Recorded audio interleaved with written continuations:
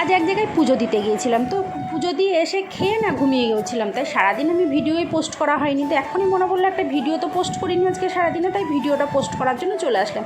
তো দুপুরবেলায় মাংস নিয়ে আসলে আমি কয়েক টুকরো মাংস রেখে দিই বাচ্চাদেরকে কিছু ভেজে দেবো বলে।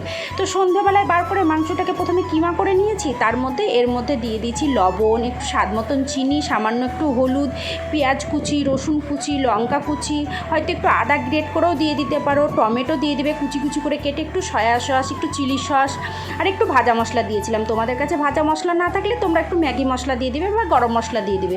তারপর ভালো করে চটকে মেখে নিবে। এখানে পাউরুটির টুকরোটা দিয়েছে বাইন্ডিংয়ের জন্য, একটু পাউরুটির টুকরো দিয়ে দেবে। তোমরা যদি পাউরুটি না দাও তোমরা একটু আলু সিদ্ধ মাখাও দিয়ে দিতে পারো। দিয়ে তারপর ভালো করে চটকে মেখে, দেখতেই পাচ্ছ চ্যাপটা চ্যাপটা করে শেপ দিয়ে বানিয়ে নিয়েছি। তারপর একটা ডিম ফাটিয়ে নেবে লবণ দিয়ে, ডিমের গোলাতে দিয়ে এটা পাউরুটির গুঁড়োর মধ্যে কোট করে নিয়েছি। তোমরা চাইলে বিস্কুটের গুঁড়ো বা চিড়ে দিয়েও কোট করে নিতে পারো। তারপর কড়াইয়ে সাদা তেল বসিয়ে একটু লাল লাল করে ভেজে দিবে। কি হলো, বাচ্চাদের মন ভোলানো তৈরি তো হয়ে গেল বলো। আর খেতেও এটা দুর্দান্ত হয়েছিল। তোমরাও বাড়িতে এইভাবে ট্রাই করো, ভালো লাগবে। আর কেমন হলো জানিও আমাকে।